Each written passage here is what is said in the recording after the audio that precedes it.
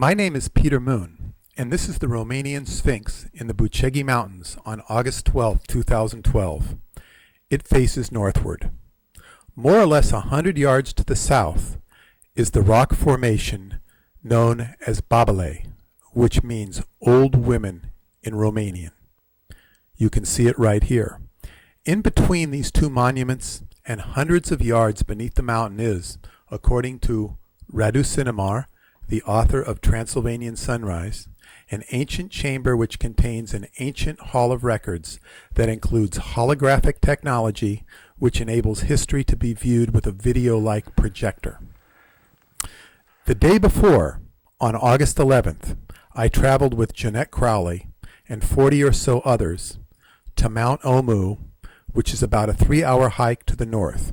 It was an arduous journey where we saw other interesting rock formations which had special significance to the Dacian priests of ancient times. Here are the sights and sounds inside the cabin after a long day's journey.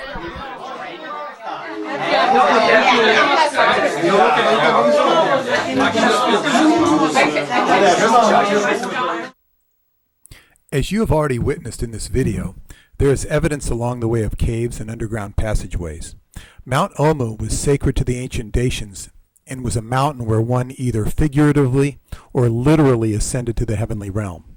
We had our own special journey, and I would like to share a part of it with you, and it might help your understanding of the nature of this mysterious Sphinx and its associated megaliths, all of which were sacred to the ancient Dacians.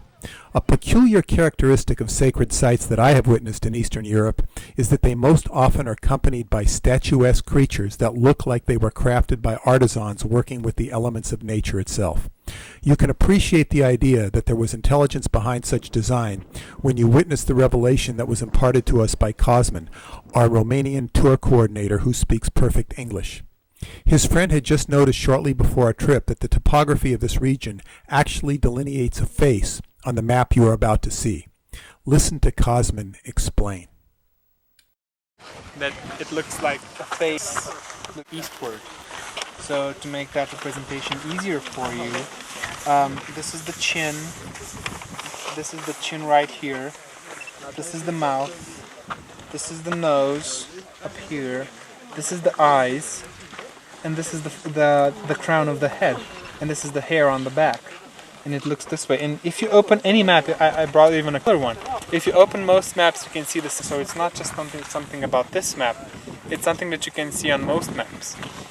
What's very interesting is that the important anatomy on this person's head are important geologic places as well.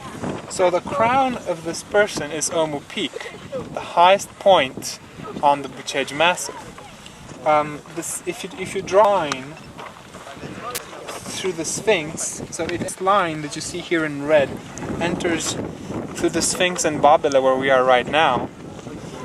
It goes on and it passes peaks. This is very important. This is very curious. So this line, it passes this peak Sohodol here. It passes another peak Velicanu here. It just passes a lot of peaks, and you can see them circle on this map. What's interesting is that here, when it leaves the face, this is the chin of the face. See, you can see it right. We only have this sort of map, this sort of detailed map, for about 100 years, because topography has only gotten to this level only fairly recently. However, this place has been called for hundreds of years, even more, the Thorns of Barbeș. In Romanian, barbă means chin. So this place is actually, it points to the word chin. But how did they know that this was the chin of this face, since we can only have this view for about 10 years, or about 50 or 60 years, and this name is here for hundreds of years. The most interesting part is that if you take this line and you keep at it, it will eventually end in Cairo at the Giza Plateau.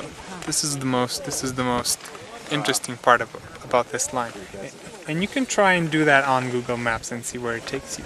Thank you. Perpendicular on this line, perfect perpendicular in the eye of this person.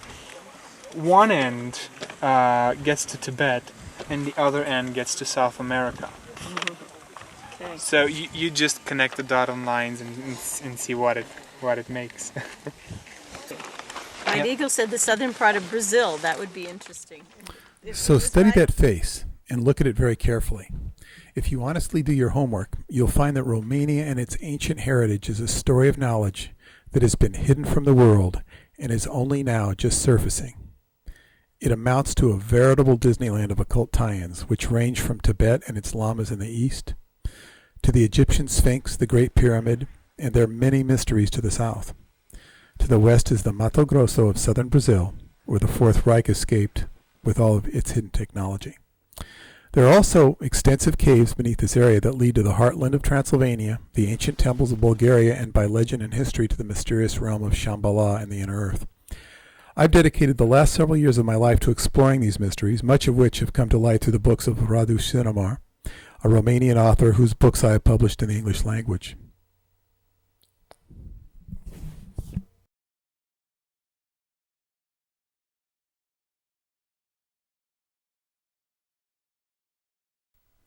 If you dig deeply, you will find that Romania and its history is not just another curious anomaly of Earth energies and mysteries, but is rather the hub of Earth mysteries, with Tibet, Egypt, and the Andes being a part of its orbit.